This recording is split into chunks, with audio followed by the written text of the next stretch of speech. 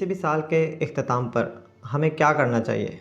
हमें किस तरीके से जायज़ा लेना चाहिए कि गुज़श्ता साल हमारा कामयाब रहा या नाकाम रहा?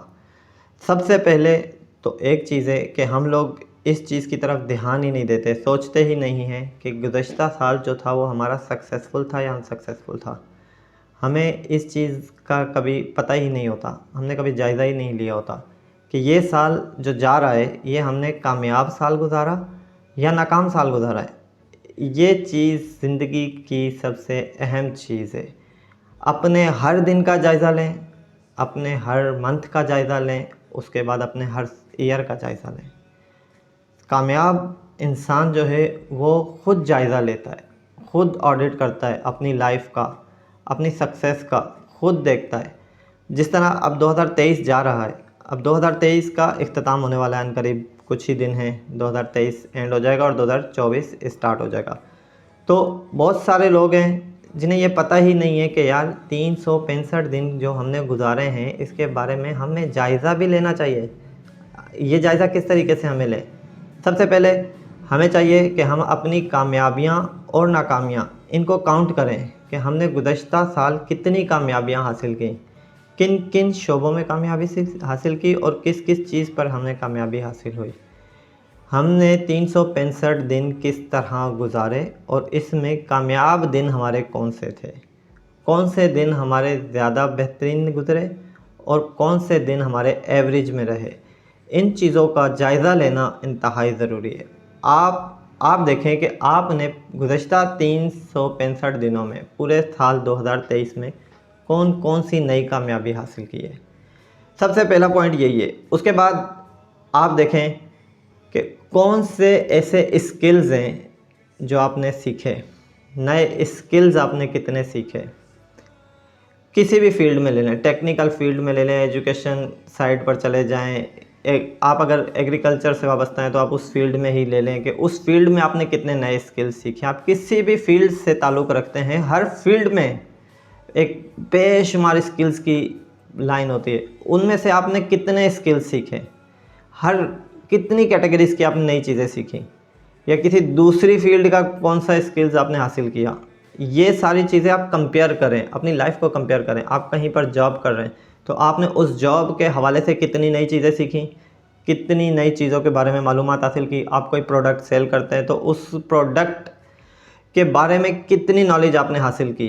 इस साल कितनी नई चीज़ें आपको सीखने को मिली जो आप गुज़श्ता कई सालों से सेल कर रहे हैं, उन्हीं के बारे में आपने कुछ नया सीखा है या नहीं सीखा है। या आप अगर स्टूडेंट हैं तो आपने कौन कौन से नए सब्जेक्ट्स को सीखा है, कौन से सब्जेक्ट्स हैं जिन्हें आपने बहुत बेहतरीन अंदाज में सीखा है। ये सारी चीज़ें आप अपने माइंड में, आपने एक डायरी लेकर बैठें, उस पर ये मेंशन करना शुरू करें, अपनी कामयाबियों को देखें, अपने स्किल्स को लिखें। ये चीज़ें कंपेयर करें, अपने 2022 को 2023 को कंपेयर करें। 22 और 2023 में कितने आपने नए स्किल सीखे और कितनी आपने सक्सेस हासिल की, किस किस शोबे में, किस किस चीज़ में, किस किस फील्ड के बारे में। इसके अलावा आइडियाज़, हर इंसान के माइंड में सैकड़ों, थाउजेंड, बिलियंस आइडियाज़ चल रहे होते हैं, लेकिन नाकामी होती है, आइडियाज़ सक्सेसफुल नहीं हो पा रहे होते। वजह क्या है कि हम उनको कुछ इम्प्लीमेंट ही नहीं करते, उनके ऊपर वर्क ही नहीं करते। सबसे पहला जो फर्स्ट जो मेन पॉइंट है वो ये है कि जो भी आइडियाज़ आपके माइंड में आते हैं आप उन्हें पेपर पे लिखें। कितने आइडियाज़ ऐसे हैं जो पिछले 2023 में, इस 2023 साल 2023 में आपने पेपर पर उतारे हैं। ये चीज़ आप नोट करें। आपके माइंड में बहुत सारे आइडियाज़ आए होंगे, उनमें से आपने लिखे कितने। ये आइडियाज़ जो आपके माइंड में आए थे, उन आइडियाज़ में से कितनों को आपने लिखा और उन लिखे हुए आइडियाज़ में से कितनों पर आपने अमल किया। ये चीज़ आप सोचें।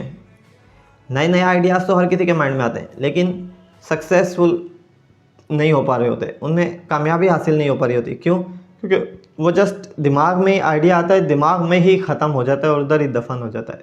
इस आइडियाज़ को पेपर पर लिखें, फिर उस पर अमल करने के लिए प्लानिंग करें। कितने नए आइडियाज़ पर आपने काम करने की कोशिश की।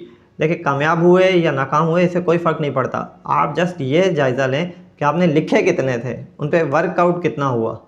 ये तीसरा पॉइंट आप अपने माइंड में रखें और इसको भी डायरी पर उतार लें। 3 चीज़ें देखें, अपनी कामयाबियों को काउंट करें, अपने नए स्किल्स जो आपने सीखे उन्हें काउंट करें, और जो अपने नए आइडियाज़ थे उसमें से कितने आइडियाज़ पर आप अमल कर चुके हैं, इन चीज़ों को देखें।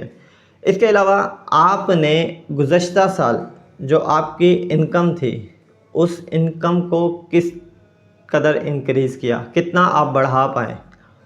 फॉर एग्ज़ाम्पल, आप गुज़श्ता साल लाख रुपए कमा रहे थे, तो क्या अब भी लाख ही कमा रहे हैं? कोई ऐसा नया सोर्स ऑफ इनकम आपने जनरेट करने की कोशिश की या जनरेट किया जिससे आप और मज़ीद इनकम हासिल कर पाएँ?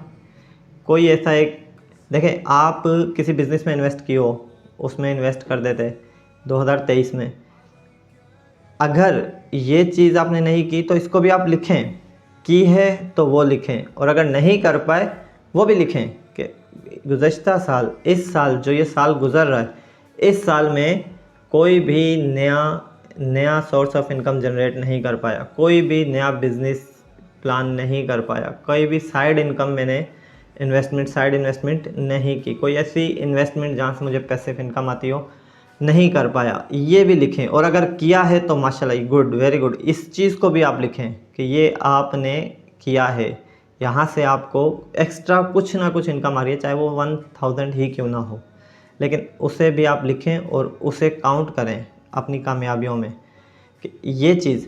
इसके अलावा जो, चलें ठीक है, अगर आपने कोई नई इनकम जनरेट नहीं की, तो जो मौजूदा आपकी इनकम थी 2023 में, इसमें से आप सेविंग कितनी कर पाएँ, ये भी एक बहुत बड़ा फैक्ट है।